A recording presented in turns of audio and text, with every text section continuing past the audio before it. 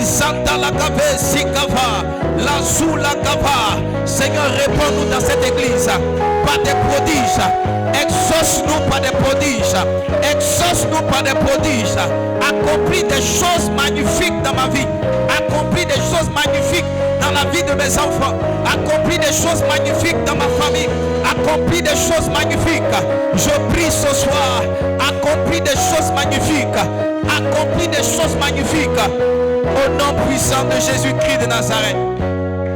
Tiens-toi debout, dis Père, au nom de Jésus, je déclare, je décrète, j'établis ce soir que toute confusion dans ma vie disparaît. Tout sujet de honte et d'opprobre ce soir disparaît au nom de Jésus. Je déclare que tu me réponds dans ta grande bonté, que tu m'exauces dans ta miséricorde par tes prodiges. Tu fais dans ma vie, à compter de ce soir, des choses magnifiques, des choses extraordinaires, des choses magnifiques, des choses extraordinaires. Je décrète qu'à compter de ce soir, je me rassasie dans ta présence. Je me satisfais du bonheur qui se trouve dans ta maison. Je me rassasie de tes grâces. Je me rassasie de ton bonheur au nom de Jésus. Oh, dis Amen fort avec moi ce soir. Amen, Amen, Amen, Amen. Yes. Amen, Amen, Amen, Amen. Est-ce qu'on peut chanter? Amen, Amen, Amen, Amen, Amen, Amen, Amen, Amen, Amen, Amen, Amen, Amen, Amen, prodige. Amen, Amen, Amen, Amen, Amen.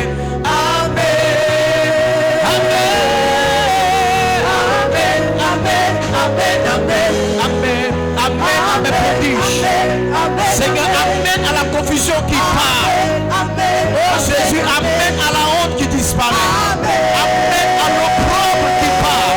Amène par les prodiges que tu fais dans ma vie. Amène par les miracles que tu établis dans ce ministère.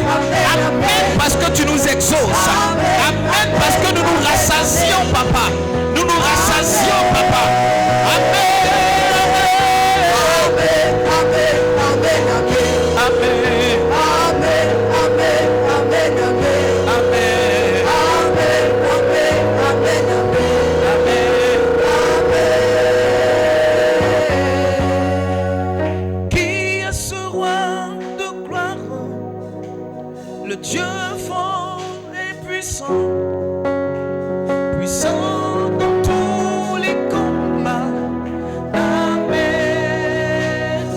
Seul soit le règne.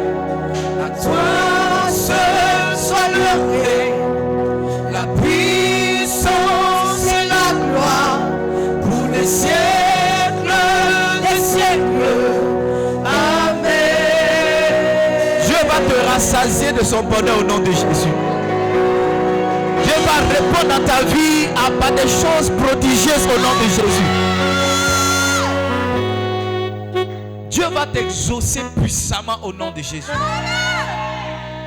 Ce matin, on a prié pour que les choses qu'on a perdues reviennent. Yes.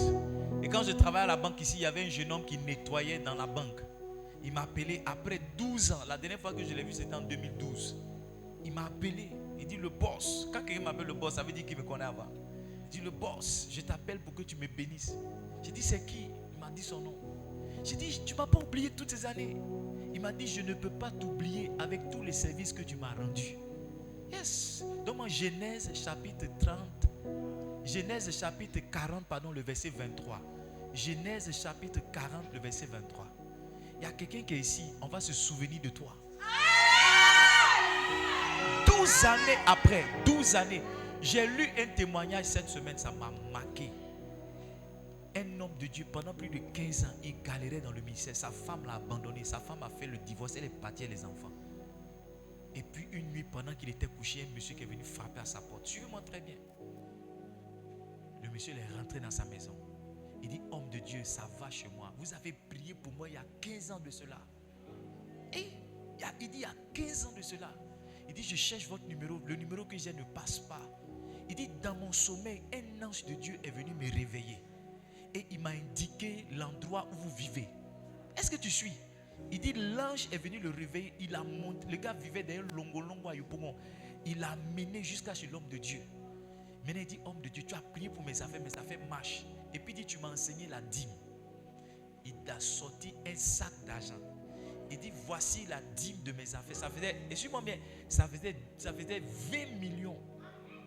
Il dit, il a commencé à trembler. Mais l'homme de Dieu dit, il a commencé à trembler, mais il se ressaisissait. Et ce n'était pas fini. Il dit, sortons. Parce que j'ai envoyé une voiture 4x4. Qui a? Il dit, j'ai dit à un de mes enfants de m'accompagner avec la voiture. Donc voici ta voiture. Cette voiture, il dit, il a commencé à pleurer. 15 années.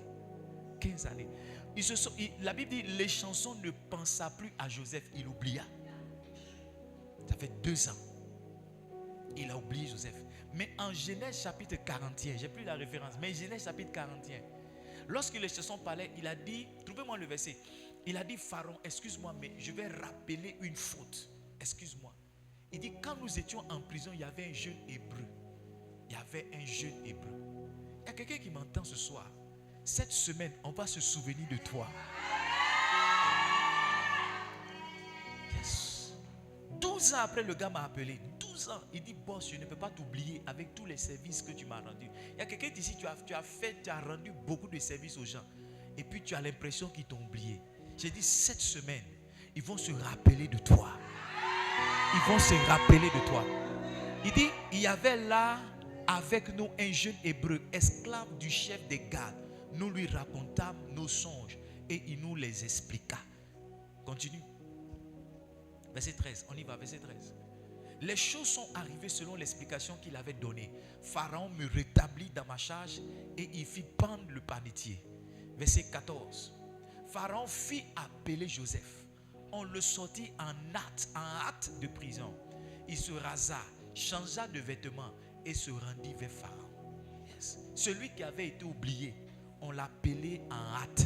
Il y a quelqu'un ici, on va aller te chercher en hâte. Je ne sais pas si je parle à des gens qui sont dehors, mais je dis, on va aller te chercher en hâte. Va aller te chercher en hâte. Yes. Moi aussi, il y a un ange. Dieu m'a dit de poser une action, je vais la poser bientôt. Tous ceux qui ont ma bénédiction qui dorment, qui ont perdu mon numéro n'est pas changé. Mais en fait c'est pour moi-même. Tous ceux qui ont ma bénédiction et qui dorment, que maintenant le sommeil s'arrête. Maintenant le sommeil s'arrête. Qu'ils viennent me donner ce qui est à moi. L'année dernière, il y a un de mes fils qui a quitté le Libéria qui est venu ici. Je ne sais pas si vous vous rappelez. Un de mes fils pasteurs, le pasteur Léonard Kwame. Vous vous rappelez, il y a un de mes fils qui est venu du Libéria. Son passage annonçait quelque chose, mais il a manqué ça. Le Saint-Esprit m'a rappelé ça. Mais il m'a dit, il y a un autre de mes fils qui va venir. Dieu ne pas manquer de poser une action. Yes. Je vous ai dit, de toute façon, nous on va dans les nations pour recevoir l'onction des pères. C'est comme ça, nos fils aussi vont quitter dans les nations pour venir. Yes. Yes. Une saison, j'annonce une prophétie, je veux que tu la gardes. Une saison va venir chaque dimanche, on va faire lever quelqu'un dans cette salle pour dire non, il est venu d'un tel pays, il est venu saluer le pasteur. Yeah? Une saison va venir, il y aura toujours des visiteurs étrangers. Quand je dis étrangers, ce n'est pas des gens qui vivent en Côte d'Ivoire mais qui sont d'une autre nation, mais des gens peut-être même qui sont ivoiriens mais qui sont quittés dans une autre nation pour venir. Yeah? Le temps arrive. The time is coming. The time is coming. Si tu es sous cette grâce, tu ne peux que vivre heureux. Yes. Si tu es dans ce ministère, dans cette grâce, tu ne peux qu'être vivre heureux. Tous ceux qui t'avaient oublié vont se rappeler de toi. Au nom de Jésus. Assieds-toi une minute. Ce soir, je vais enseigner maintenant. Je veux parler en 45 minutes. Je veux enseigner sur comment bâtir un système de prière. How to build a system of prayer. Comment bâtir un système de prière. Vous étiez là le dimanche, on a défini ce que c'est que le système. Et on a dit que le système, c'est l'ensemble des pratiques ou des manières de faire organisées en fonction d'un but. Le système, c'est l'ensemble des pratiques ou des manières de faire organisées, mis ensemble, ou bien disposées d'une certaine manière pour atteindre un but. Alors le but ici, c'est comment prier. Ou le but ici, c'est comment avoir une vie de prière effective. Effective ici, il y a deux niveaux. Des prières qui apportent des résultats, mais une vie de prière aussi constante. Une vie de prière aussi constante. Une vie de prière constante. Alors, je veux que vous répétez ceci. Il est dit qu'une chose répétée sur une certaine période devient une habitude. Vous êtes d'accord avec ça? Une chose répétée sur une certaine période devient comment? Une habitude. Donc, quand je parle de système de prière, je suis en train de parler des actions qu'on va répéter sur une certaine période, ok, pour maintenant avoir l'habitude de la prière. N'oubliez pas, le but du message, c'est comment vous communiquez l'habitude de la prière. L'habitude de la prière elle-même répond. La deuxième chose que je veux que tu notes, l'habitude de la prière répond à la volonté de Dieu. L'habitude de la prière répond à la volonté de Dieu. En Luc chapitre 18, le verset 1, la Bible dit que Jésus leur adressa une autre parabole pour leur montrer, pour leur dire qu'il faut toujours prier et ne point se relâcher. Donc c'est dans la volonté de Dieu que nous prions toujours et que nous ne nous relâchions point. En 1 Thessaloniciens, le chapitre 5, le verset 17, il dit priez sans cesse. Donc Dieu veut que nous prions sans cesse. Alors quand nous parlons donc de mettre en place un système de prière pour recevoir l'habitude de la prière, nous sommes en train de viser la volonté même de Dieu. Maintenant suivez-moi, levez la tête et regardez-moi. On ne prie pas à sa convenance. Yes. On ne prie pas à sa convenance. On prie par conscience. On ne prie pas à sa convenance, mais on prie par bonne conscience. Ça veut dire que tu ne pries pas parce que tu n'as rien à faire. Tu ne pries pas parce que tu es en forme. Tu ne pries pas parce que tu as le temps. Tu ne pries pas parce que le temps est favorable. Tu pries parce que tu as conscience que avoir une vie de prière est une bonne chose pour ta marche avec le Seigneur. Donc on ne prie pas par convenance, mais on prie par bonne conscience. Quelqu'un peut écrire ça? Pas ça ici, on peut écrire ça. On ne prie pas par convenance. On peut avoir ça d'ici la fin du culte, mais on prie par quoi? Par bonne conscience. Par bonne conscience. Daniel, le chapitre 6, le verset 3 au verset 10. Ça sera peut-être notre test de base. Ça va me permettre d'illustrer le premier point que j'ai partagé avec vous, qui est le suivant. Une action répétée sur une certaine période devient une habitude. J'ai dit Daniel chapitre 6, le verset 3 d'abord. La Bible dit Daniel surpassait les chefs et les satrapes parce qu'il avait en lui un esprit supérieur. Et le roi pensait à l'établir sur tout le royaume. Le roi voulait établir Daniel sur tout le royaume parce qu'il avait un esprit supérieur. Verset 4. On va lire jusqu'au verset 10 certainement. Verset 4. Alors les chefs et les satrapes cherchaient une occasion d'accuser Daniel en ce qui concernait les affaires du royaume. Mais ils ne purent trouver une occasion, ni aucune chose à reprendre parce qu'il était fidèle et qu'on n'apercevait chez lui ni faute, ni rien de mauvais. Verset 5.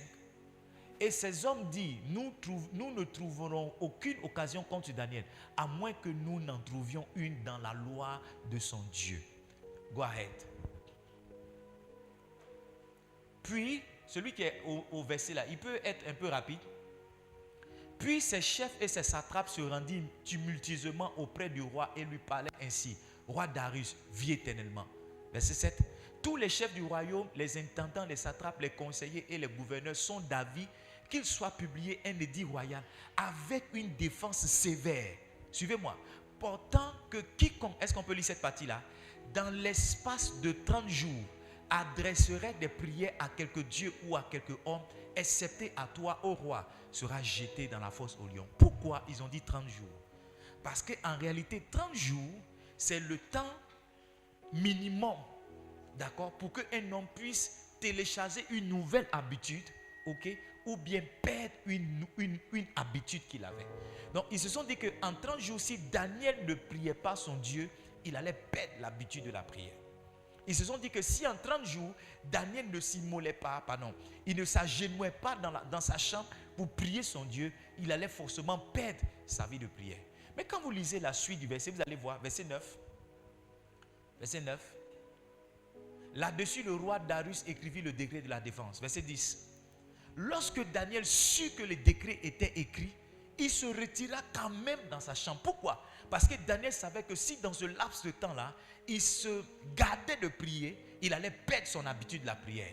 La Bible dit qu'il se retira dans sa chambre où les fenêtres de la chambre supérieure étaient ouvertes dans la direction de Jérusalem. Et 3 fois le jour, il se mettait à genoux. Il priait, il louait son Dieu comme il le faisait auparavant. Donc Daniel avait l'habitude de prier 3 fois par jour. Et il n'a pas laissé une nouvelle loi changer son habitude de la prière. Livingstone, si on a la discipline de Daniel, avoir un nouveau travail ne va pas changer notre habitude de prier. Changer de localité ne va pas changer notre habitude de prier. Avoir un enfant ne va pas changer notre habitude de la prière. Souvenez-vous, au verset 3, la Bible dit quoi? Le roi pensait établir Daniel sur tout le royaume. Donc Daniel était déjà satrape. Il était déjà chef de tous les satrapes. Ça veut dire dans l'administration du roi, il avait un poste très élevé. Mais malgré ses nombreuses occupations, Daniel trouvait le temps de prier 3 fois par jour. En réalité, les excuses qu'on se trouve pour ne pas prier sont de fausses excuses. Parce qu'en réalité, si on a la bonne conscience et si on a la volonté, on pourra prier au moins comme Daniel 3 fois par jour. En d'autres termes, aucune excuse ne peut tenir pour quelqu'un qui dit qu'il n'a pas de vie de prière. Tu travailles, est-ce que tu as le même niveau de responsabilité que Daniel? Tu travailles, est-ce que tu as la même occupation que Daniel? Mieux encore, on te menace de ne pas prier à la maison. Est-ce que la menace qu'on t'a donnée, c'est celle de Daniel? Daniel, on lui a dit que si quelqu'un priait, on le jetterait dans la fosse au lion. Mais il a prié malgré la menace qui planait sur sa tête. Donc Livingstone, ça veut dire qu'on se trouve juste des excuses pour ne pas prier. Mais en réalité, si on a la bonne conscience et si on a la volonté, on aura une vie de prière efficace. On aura une vie de prière effective. Ce soir, je suis venu te dire que les excuses que tu te trouves pour ne pas prier, ce sont des idées sataniques pour te maintenir à un même niveau. Ce sont des idées sataniques pour ne pas que ta destinée avance. Est-ce que je parle à quelqu'un ce soir? Est-ce que je parle à quelqu'un ce soir? Est-ce que je parle à quelqu'un ce soir? Alors, comment maintenant on bâtit un système? Comment est-ce qu'on bâtit un système? Je vous ai dit que le système, c'est un ensemble de pratiques. Donc, je vais partager avec vous 5 pratiques qui vont vous aider à bâtir votre système de prière. Vous êtes là? Vous êtes là? Vous êtes là? 5 pratiques qui vont vous aider à bâtir votre système de prière. La première pratique, c'est le choix du lieu de prière. Si on reste sur le chapitre, si on reste sur le verset de Daniel 6, verset 10, la Bible dit que lorsque Daniel sut que le décret était écrit, il se retira où ça? Lis avec moi. Il se retira dans sa maison où les fenêtres étaient ouvertes en direction de Jérusalem. Donc le lieu que Daniel avait trouvé pour prier, c'était sa maison. C'était quoi? C'était sa maison. Toute personne, vous allez voir, qui a une habitude de prier, a un lieu où elle prie constamment. J'ai dit quoi? Toute personne qui a l'habitude de prier a identifié un lieu où elle prie constamment. Ça peut être son bureau, ça peut être sa maison, ça peut être, je ne sais pas moi, des toilettes, ça peut être un endroit quelque part dans la forêt ou quelque part dans la brousse. Mais toute personne qui a réussi à bâtir l'habitude de la prière a d'abord trouvé un lieu où elle pourra prier. Lisons ensemble Genèse chapitre 28. On va lire le verset 10 au verset 19. Genèse 28, verset 10 au verset 19. Jacob partit de Bathsheba et s'en alla à Charan.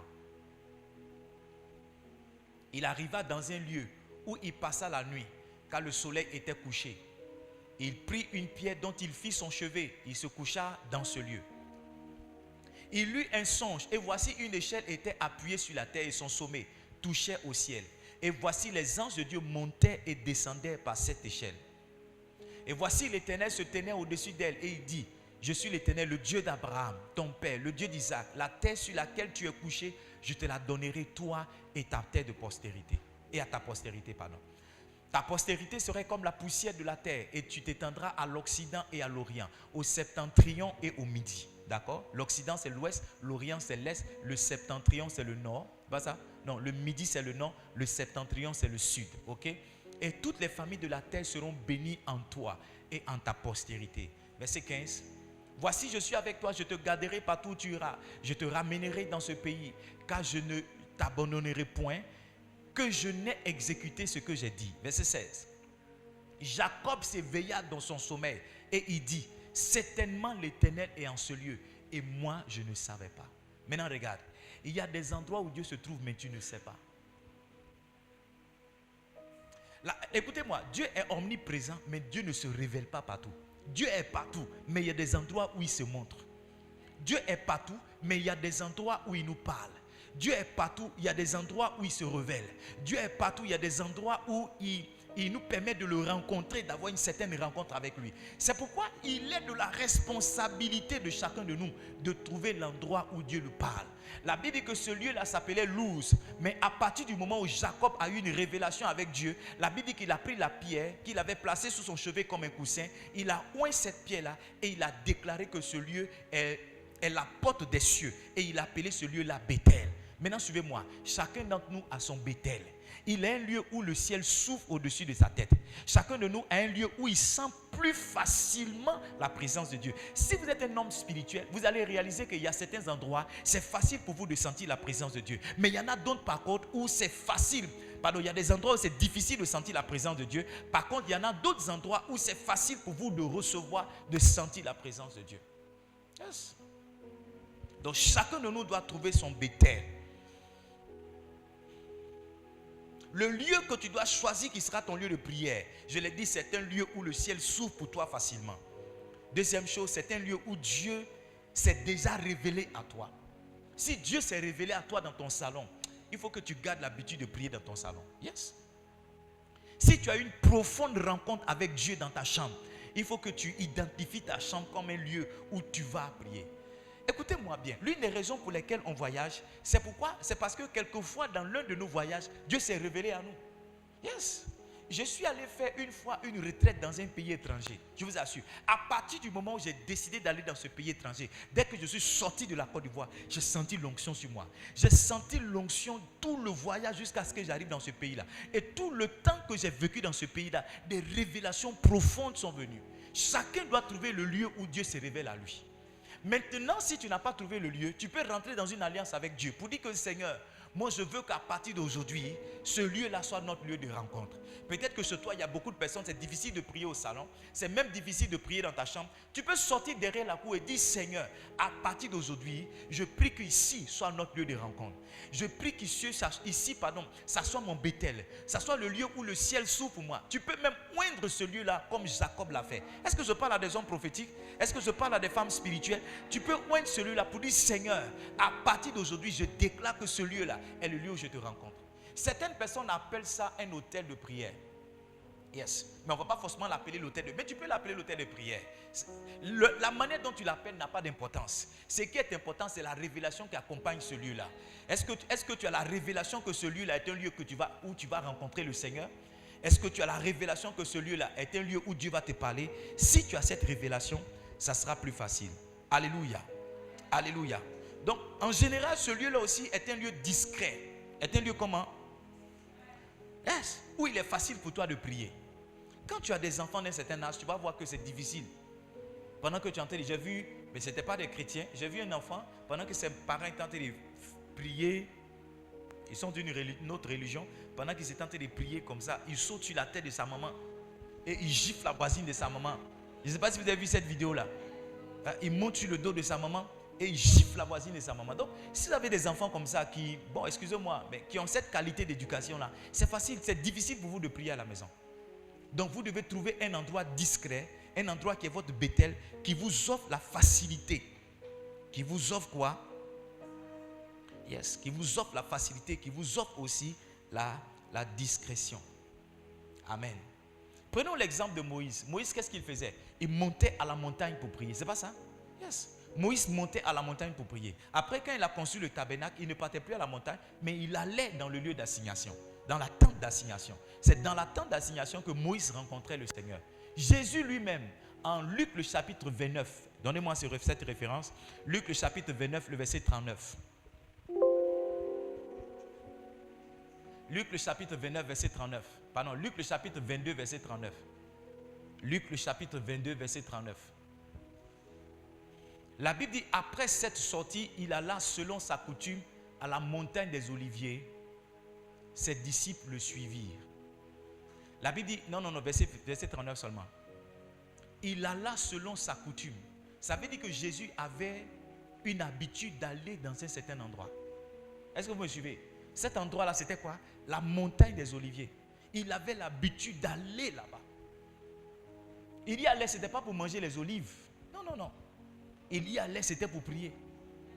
Il n'allait pas pour monter sur les manguiers là-bas, prendre les mangues camerounaises ou bien les mangues israéliennes qui étaient là-bas, mais il y allait pour prier. Écoutez-moi bien, si le lieu que vous avez identifié n'est pas un lieu de prière, mais c'est un lieu de distraction, vous n'arriverez jamais à prier. Tu vois? Si au lieu d'aller prier, tu choisis d'aller chez ta copine parce que tu aimes bien sa présence, ou bien après le temps de prière, elle va t'offrir un plat, tu vas trouver rarement la concentration pour prier. Tu dois identifier ce lieu-là comme exclusivement réservé à la prière. Exclusivement réservé à la prière. Exclusivement réservé à la prière. Tu vas voir cette chose-là qui va arriver. Lorsque tu vas voir ce genre de lieu, tu vas voir que dans ce lieu-là, tu es plus calme. Tu es plus paisible. Tu vas voir que ton esprit s'accroche à ce lieu-là et que les révélations coulent, elles viennent plus facilement. Est-ce que quelqu'un comprend ce que je suis en train de dire? Est-ce que quelqu'un comprend ce que je suis en train de dire? Est-ce qu'on peut se tenir debout? On va prier un peu.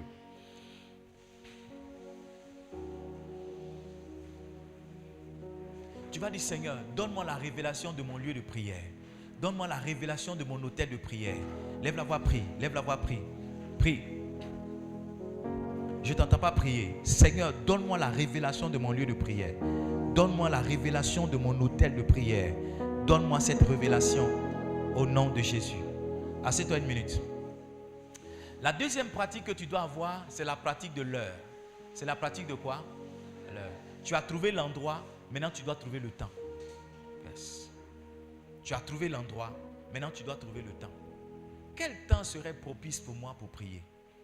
Quel temps serait indiqué pour moi pour prier? L'heure aussi peut être une alliance avec Dieu. Seigneur, je décide qu'ici, c'est le lieu où je vais te rencontrer, mais je vais venir te rencontrer chaque jour à 19h. Je te promets que si tu fais cette prière-là, que tu oins ce lieu-là, chaque 19h, le Saint-Esprit va venir là pour t'attendre. Yes. Chaque 19h, le Saint-Esprit va venir là pour t'attendre. Le jour où tu ne viendras pas, il te fera des réprimandes. Un moment, il se retirera de toi si tu n'honores pas cet engagement que tu as pris. Yes. Je suis en train de parler avec vous des habitudes pour avoir une vie de prière. C'est pas ça? Des pratiques pour avoir l'habitude de la prière. La première chose que je vous ai dit, c'est de trouver un endroit, trouver un lieu. La deuxième chose, c'est de trouver une heure. Yes.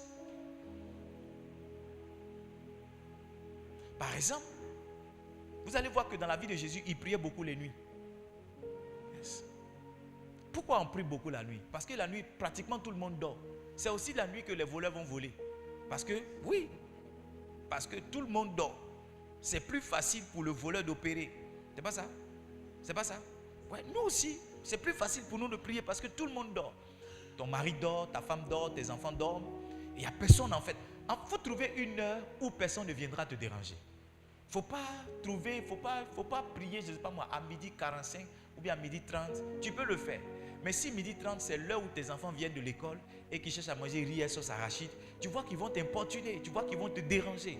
Donc trouve une heure où tu as moins de personnes qui passent dans le lieu, moins de personnes qui te dérangent, moins de personnes qui te fatiguent et qui pourront t'aider donc à prier. À prier. Vous êtes ici? Marc chapitre 1 verset 35. Marc chapitre 1 verset 35. On voit l'histoire de Jésus. Il dit vers le matin, pendant qu'il faisait encore très sombre, il se leva. Il se leva. Voyez-vous, c'est l'heure pour dormir.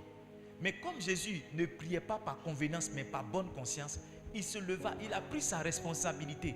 La Bible dit qu'il sortit. Ça veut dire que l'endroit où il était là, ce n'était pas un endroit propice pour lui pour la prière. Donc il est parti, la Bible dit, pour aller dans un lieu désert où il pria. Il est parti dans un lieu où il n'y avait pratiquement personne pour l'aider à prier. Alléluia. Luc chapitre 6, le verset 12. Luc chapitre 6, le verset 12. Luc 6, verset 12. La Bible dit, en ce temps-là, Jésus se rendit sur la montagne pour prier. Il passa toute la nuit à prier. Donc vous allez voir que dans les deux versets qu'on a lus, il y a un lieu et il y a quoi? Un temps. Il y a quoi? Il y a un lieu et il y a un temps. Dans le premier verset, la Bible dit que vers le matin, pendant qu'il faisait encore nuit, il est parti dans un lieu désert. Ici, la Bible dit qu'il s'est rendu sur la montagne et il a prié toute la nuit. Maintenant, suivez-moi bien. Je veux que vous notez ce qu'il y a là. En conclusion, qu'est-ce qu'on peut dire? Le lieu et l'heure vous mettent la notion de contrainte. Quand je dis qu'on ne prie pas par convenance, ça veut dire qu'on prie aussi par contrainte. Yes. Le lieu et l'heure vous mettent en place la notion de contrainte. En effet, maintenant, prier devient comme un rendez-vous que vous avez avec une autorité. Et vous savez, personne ne veut manquer un rendez-vous avec une autorité. Si le commandant de brigade de cette ville te convoque, tu ne seras pas en retard. Si le juge, le président du tribunal ici te convoque, tu ne seras pas en retard. Donc si on a à l'idée qu'en allant prier, on s'en va rencontrer l'autorité des autorités, on ne se permettra pas d'être en retard. Peu importe les contraintes que nous avons, peu importe les responsabilités que nous avons, peu importe les obligations que nous avons. Donc choisis un lieu, choisis une heure, ça nous impose même un certain respect, une certaine contrainte qui va nous amener à prier. Livingstone, si vous n'avez pas la contrainte de la prière, vous ne prierez pas. Beaucoup d'entre vous, vous ne sentez pas l'obligation. C'est pourquoi vous n'arrivez pas. Nous, on sent l'obligation. Je sens l'obligation de passer du temps dans la prière. Parce qu'en tant qu'homme de Dieu, je dois aller interroger le Seigneur avant de parler à mes enfants. En tant qu'homme de Dieu, je suis conscient que je suis soumis à certaines attaques qui viennent de l'ennemi. En tant qu'homme de Dieu, je suis conscient que par moments ma chair peut prendre le dessus sur les orientations du Seigneur. Et si je ne vais pas dans la prière, je vais me planter sur toute la ligne. Donc, je prie par conscience, par bonne conscience. Je prie parce que c'est une responsabilité pour moi de prier. Je prie parce que, excusez-moi, cela m'est imposé pratiquement. Yes, c'est une imposition. Je n'ai pas le choix. Je ne peux pas me lever aujourd'hui et dire que je ne prie pas pendant une semaine. I don't have the choice. Je ne peux pas me lever et dire non, je ne prie pas pendant un mois. Je n'ai pas le choix. Si vous avez cette conscience du genre, je n'ai pas le choix, ça sera facile pour vous de prier. Mais si vous attendez toujours une invitation pour la prière, peut-être même lorsqu'elle viendra, vous ne serez pas prêt à y répondre. La troisième manière qui peut vous aider à bâtir une habitude de la prière, c'est les promesses d'exaucement. C'est comment? Alors, c'est quoi les promesses d'exaucement? Les promesses d'exaucement, c'est les versets où Dieu dit qu'il vous exaucera. Ou c'est les témoignages dans la Bible où Dieu a exaucé quelqu'un. Yes. 1 Chronique chapitre 4 verset 10. 1 Chronique chapitre 4 verset 10. J'ai dit quoi? Les promesses d'exaucement, ce sont des versets où Dieu dit qu'il va vous exaucer, ou des témoignages dans la Bible où Dieu a exaucé quelqu'un. Jaébet invoqua le Dieu d'Israël en disant: si tu me bénis et que tu étends mes limites, si ta main est avec moi, si tu me préserves du malheur, en sorte que je ne sois pas dans la souffrance. La Bible dit, lis cette partie-là avec moi, 1, 2, 3, go. Et Dieu accorda ce qu'il avait demandé. Quand tu lis un tel verset, tu comprends que si tu pries, Dieu aussi va t'accorder ce que tu lui demandes. Donc ça, c'est une motivation qui t'amène dans le lieu secret. Quand tu as ce genre de référence-là, ça t'aide toi aussi à prendre tes affaires, à aller t'asseoir. Tu n'es peut-être pas Jaébet, tu es Edmond. Tu n'as peut-être pas de problème de limite, mais tu as peut-être un problème de souffrance. Tu n'as peut-être pas, je ne sais pas moi, des problèmes de limite, mais tu as peut-être des malheurs que tu vis. Et quand tu vas prier, tu te rappelles qu'il y a un Jaébet qui a prié dans la Bible. Dieu s'est souvenu de lui. Et naturellement, cela te donne l'énergie pour que toi aussi, tu partes attraper ton témoignage dans le lieu que tu as indiqué, à l'heure que tu as indiqué, pour que tu puisses le rendre aux autres personnes. Est-ce que vous me suivez? Oh Saint-Esprit, aide-moi à parler ce soir. Aide-moi à parler ce soir. Yes. Les promesses font trois choses, principalement, je veux que tu notes. La première chose, c'est que les promesses établissent en toi la foi.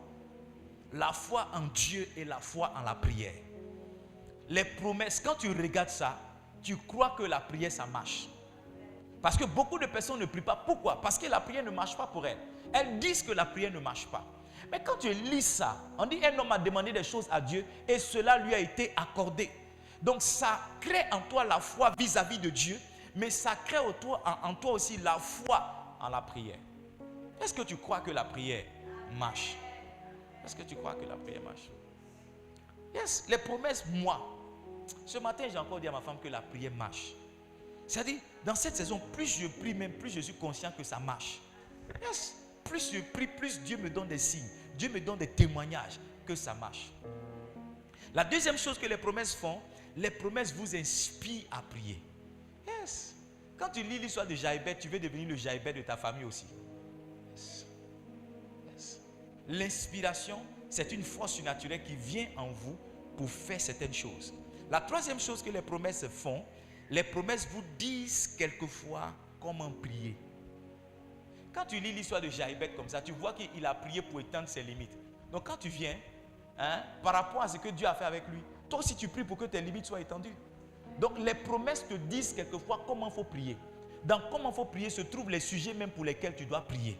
Yes. Parce que la Bible dit que souvent nous allons dans la présence de Dieu et nous ne savons pas ce qu'il nous faut demander. C'est pas ça. Mais en y allant avec une promesse comme ça, comme celle de Jaïbeth, tu t'en vas reproduire la même prière que Jaïbeth. Le Seigneur nous a enseigné, il a dit que si vous voulez prier, dites notre Père qui est aux cieux. Il nous a enseigné un type de prière.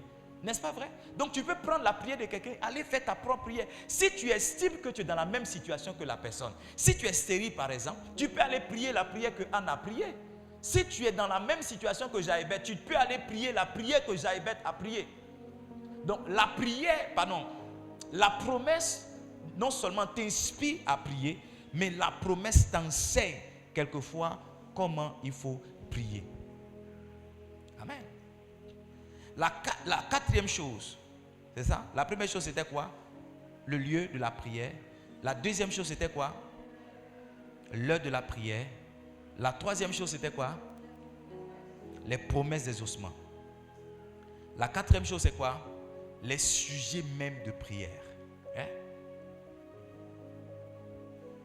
Yes. Tu ne peux pas avoir l'habitude de la prière s'il te manque les sujets de prière. S'il te manque quoi? Sujet de prière. Maintenant regarde, je vais t'enseigner quelque chose. La clé avec les sujets de prière, c'est que tu dois avoir un sujet pour une saison.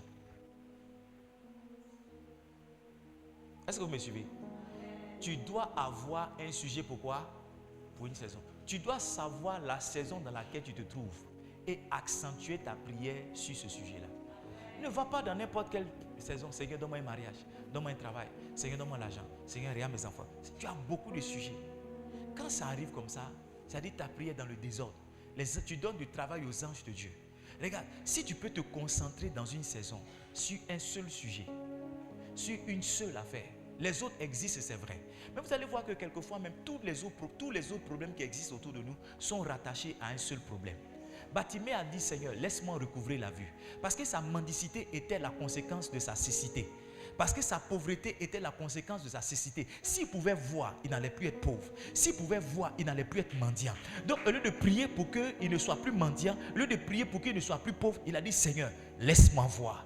Tu dois trouver la chose qui est principale dans ta vie et aller traiter ça avec le Seigneur. Laisse les choses qui sont accessoires. Laisse les choses qui sont non essentielles. Dans cette saison de ta vie, il te faut quoi? Je suis sûr que si ta connexion avec le Saint-Esprit était rétablie, tu allais voir que moins de problèmes spirituels allaient t'arriver. Oui, si ta connexion avec le Saint-Esprit était rétablie, tu allais voir que tes enfants même allaient souffrir moins. Peut-être les choses qui allaient arriver à tes enfants, Dieu t'annoncerait cela et tu traiterais cela dans l'esprit. Mais tu vois, tu es en train de prier pour l'éducation de tes enfants. Mais cette éducation-là, c'est rattaché à ta connexion spirituelle. Tu es en train de prier pour que tes finances avancent. Mais ces finances-là aussi sont rattachées à ta connexion spirituelle. Donc, dans une saison, si tu peux savoir la chose qui est principale, la chose qui est essentielle, tu vas aller traiter avec elle 7 jours. Le 8e jour, tu viendras rendre témoignage. Si vous avez observé dans cette église comment je vous conduis dans la prière, je vous conduis par des sujets de saison. Parce que quoi que la prière soit une activité de toutes les saisons, il existe chaque saison un sujet principal pour lequel il faut prier. J'ai senti dans l'esprit, depuis que nous sommes en train d'aller vers la fin du mois de mars, que Dieu va rétablir certaines personnes. Dieu va renvoyer dans la vie de certaines personnes des choses qu'elles ont perdues. Yes, Dieu va rendre à certaines personnes des choses que Satan leur a prises. Oui, j'ai senti ça. C'est pourquoi dans cette saison, mes prières vont dans ce sens. Yes. Priez-vous dans ce sens. Quel est ton besoin principal? Si on n'a pas demandé l'argent, On entend demander. Je ne suis pas en train de dire que demander l'argent, ce n'est pas bon. Mais tu vois, si tu travailles, je pense que tu auras moins peut-être de problèmes d'argent. Donc, au lieu de demander l'argent, demandez le travail. Yes. Peut-être que si tu as une idée d'affaires, tu auras moins de problèmes. Tu vois, au lieu de demander l'argent pour faire l'affaire, de demander à Dieu, qu'est-ce que je peux faire? Parce que moi, je reste persuadé qu'une bonne idée envoie toujours l'argent. Quelqu'un qui dit qu'il cherche l'argent pour faire une entreprise, c'est parce que son idée d'entreprise n'est pas encore la bonne. Sinon, en réalité, une idée qui est une idée divine vient avec. Dieu ne peut pas te donner une idée s'il ne t'a pas donné la provision. Il ne peut pas te donner la vision s'il ne t'a pas donné la provision. On dit provision pour te dire quoi? C'est les ressources qui accompagnent une vision, mais c'est aussi les ressources qui sont avant la vision. Donc Dieu a déjà les ressources avant de te donner la vision. C'est pourquoi quand tu reçois une idée, ce n'est pas à toi d'aller courir après l'argent. L'argent est déjà disponible. La chose que tu peux demander à Dieu, c'est où est-ce que cela se trouve pour que tu puisses attraper. Si dans chaque saison, tu peux trouver le sujet principal de ta prière. Connaître aussi le sujet principal de ta prière dans chaque saison, ça te permet d'apprécier tes exaucements. C'est vrai. Tu t'es concentré sur quelque chose pendant 2 semaines, pendant 3 semaines, tu peux dire oui, Dieu a répondu à ça ou bien Dieu n'a pas répondu à ça. Pourquoi beaucoup de personnes se sentent désolées quelquefois? Parce que les sujets de prière sont tellement différents qu'à la fin, lorsque Dieu fait, elles oublient qu'elles avaient prié pour ça dans une saison de leur vie. Donc elles ne peuvent pas apprécier les différents exaucements du Seigneur. Mais si tu fais une chose à la fois, tu traites un sujet à la fois, ça c'est ok, je passe à un tel autre sujet. Ou bien ça c'est pas encore ok, mais il y a une urgence ici, je vais traiter cette urgence là, je reviens après dans une autre saison sur ça là. Quand tu vas voir, au bout d'un moment tu vas voir que ça là Dieu t'a exaucé. Dieu m'a dit un jour, fils, je t'exauce toujours. Dieu me l'a dit, Dieu m'a dit je t'exauce toujours. Mais vous savez pourquoi je perçois l'exaucement du Seigneur? Parce que mes sujets de prière ne sont pas des sujets multiples. Depuis lundi ou bien depuis la semaine dernière, je prie pour une seule chose. Je prie pour un même sujet. Je ne suis pas en train de demander la paix de la Côte d'Ivoire, en même temps demander l'argent dans mon compte en banque, en même temps demander que ma maman s'élève ici, en même temps demander que mon grand frère aille en Europe. Non, je suis sur un même sujet. La concentration même t'aide à trouver l'énergie pour aller trouver ça. C'est parce que tu es dispersé que c'est difficile pour toi de prier. Je dois aller prier pour mes finances. Je dois aller prier pour mes finances. Je dois aller prier pour mes finances. Donc vous concentrez. Lorsque vous avez un sujet de saison, premièrement, j'ai dit quoi? Ça vous permet de vous concentrer. Ça vous permet de faire quoi? Vous concentrer. La deuxième chose, ça vous permet d'apprécier aussi votre niveau d'exaucement. Tu veux prier? Tu veux avoir une habitude de prière? Trouve un sujet pour chaque saison. Yes. Si dans cette saison, tu estimes que tu as l'âge nubile et que tu dois te marier, concentre-toi sur le mariage. Si tu estimes que tu as fini ta formation, que maintenant tu dois travailler, concentre-toi sur le travail. Maintenant, regarde, si tu penses que tu as appelé au ministère, que tu dois servir Dieu, concentre-toi sur l'appel et prie. Et prie. Un jour, j'étais couché dans notre galère, mon épouse et moi, et elle est rentrée dans la chambre. Elle dit, le Edmond que j'ai marié, ce n'est pas un homme qui se couche dans le lit toute la journée, qui prie et qui lit des livres, qui lit sa Bible et qui dort. Elle dit, le jeune homme que j'ai marié il y a des années de cela, c'était un jeune homme battant, qui se lève, qui va se chercher, qui rentre le soir. Je comprends qu'on ait perdu quelque chose, mais te voir coucher là, ça m'affecte davantage. J'ai dit à mon épouse ceci, quand le temps du travail va venir, c'est le travail qui viendra vers moi. Dans cette saison, ce que j'ai à faire, c'est de prier, lire ma Bible et lire des livres. Quand vous savez à quelle saison votre destinée est, personne ne peut venir ajouter une activité qui va vous prendre du temps inutilement. Même la pression de ne pas avoir à manger, ça ne vous effraie pas. Même la pression de ne pas prendre soin de vos enfants, ça ne vous effraie pas. Parce que vous savez que dans cette saison, peut-être que Dieu a besoin de vous plus que rien d'autre. Écoutez-moi bien, je peux prêcher comme je prêche parce que 2 années de ma vie ont été 2 années sabbatiques où je n'ai rien fait d'autre si ce n'est de me concentrer sur mon appel, de me concentrer sur mon ministère. J'ai lu pratiquement 200 livres. Je jeûnais le vendredi, le samedi et le dimanche et je le faisais à sec. C'était des moments qui m'étaient précieux parce qu'aujourd'hui, je n'ai plus ce temps-là. Le ministère m'avale le temps. Les problèmes des gens m'avalent le temps. Je ne peux même pas trouver un jour de retraite pour aller me concentrer avec Dieu. Mais voyez-vous, dans cette saison, je me suis concentré sur mon appel, sur la spécificité de mon appel. Dieu m'a téléchargé les choses qu'il ferait avec moi. Il m'a écrit cette vision aujourd'hui qui m'aide et que je suis. Dans une même saison, tu ne peux pas tout demander en même temps. Demander la mer, demander la lagune, demander le lac, demander le fleuve. Même si on dit que tu es l'embouchure.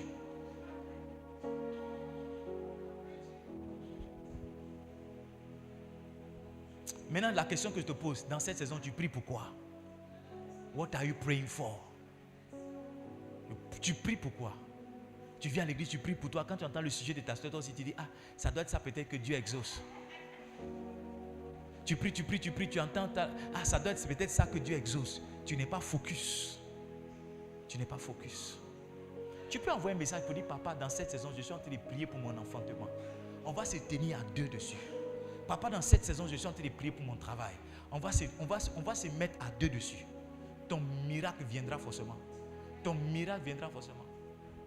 Écoutez-moi bien. Les choses sont plus faciles lorsqu'on est concentré sur une seule chose que lorsqu'on a plusieurs choses en même temps. Yes.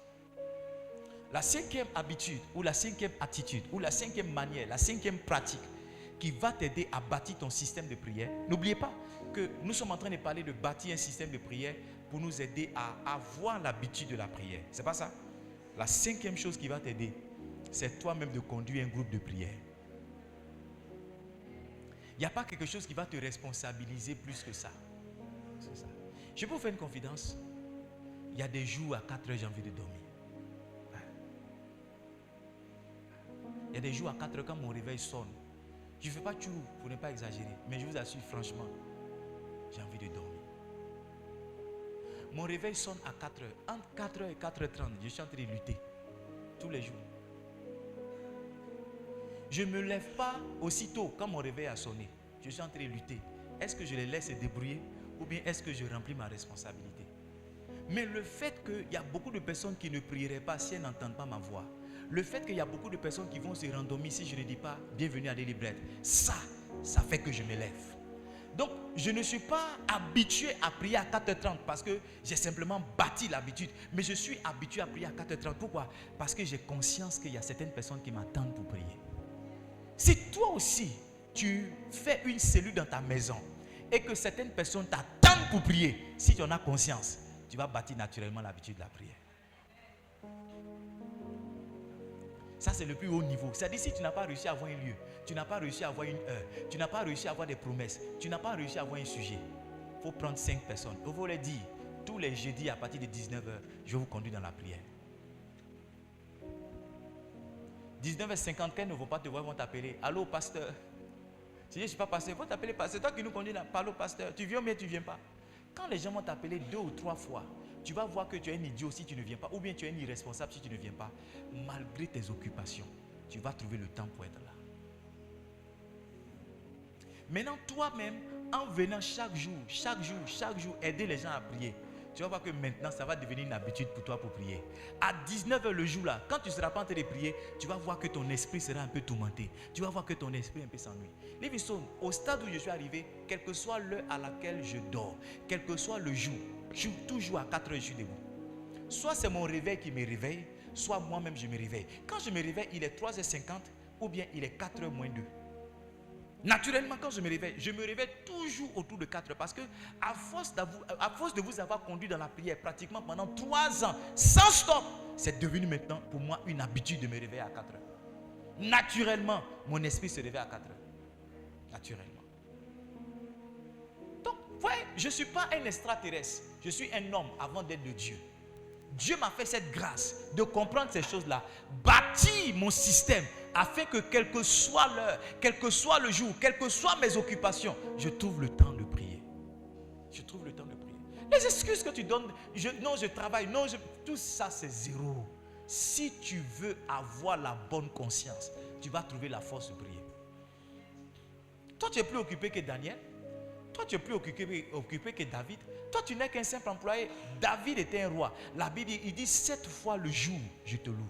7 fois, David priait par jour. Un roi qui priait. Un satrape qui était sur le point d'être établi, chef dans tout un royaume. Tout un royaume, il priait 3 fois par jour. Frère, il ne faut pas insulter Dieu avec le petit travail que tu as pour lui dire que Seigneur, il ne peut pas prier. Il ne faut pas insulter Dieu. Il ne faut pas dire à Dieu qu'il a eu tort de te donner ce petit boulot-là. ne faut pas insulter Dieu pour dire non. La vie qu'il t'a donnée, tu ne peux pas dégager 1 heure dans les 24 heures par jour pour le consacrer, pour lui donner ça, lui Dieu.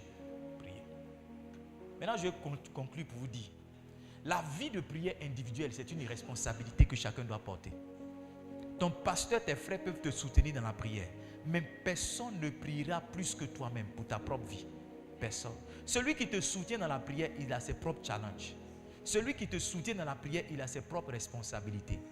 La grande partie de la vie de prière doit être payée par toi-même, doit être supportée par toi-même, doit être engagée par toi-même. C'est à toi de prendre la responsabilité qu'à partir de ce soir, je vais moi aussi soit commencer Daily Bread avec le pasteur Alain pour que je reçoive le téléchargement là-bas, soit moi-même mettre en place mon Daily Bread dans ma maison avec mes enfants pour que cette responsabilité-là m'aide à maintenir une vie de prière. Je vous dis la vérité, les choses que je sais en tant que pasteur, c'est 85%, pratiquement 90%. Ça veut dire qu'avant que je ne sois pasteur, il y a beaucoup de choses que je ne savais pas.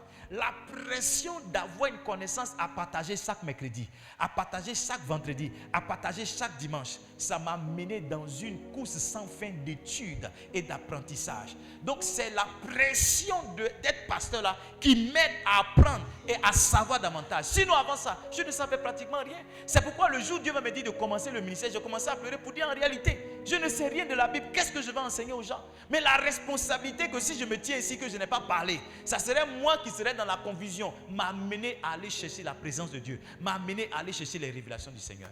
Si tu réalises que tu es responsable de ta vie de prière, tu es responsable de ce qui t'arrive, tu vas t'élever, tu vas prier. Je conclue pour vous dire ceci. On ne prie pas par convenance.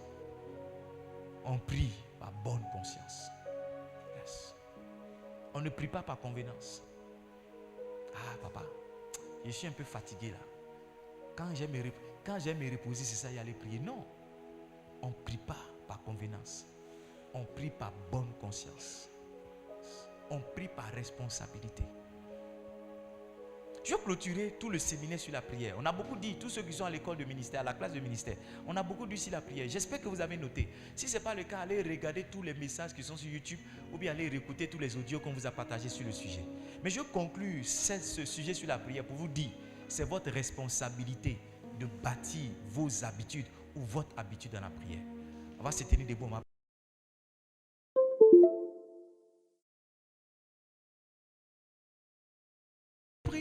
Ne me convient plus.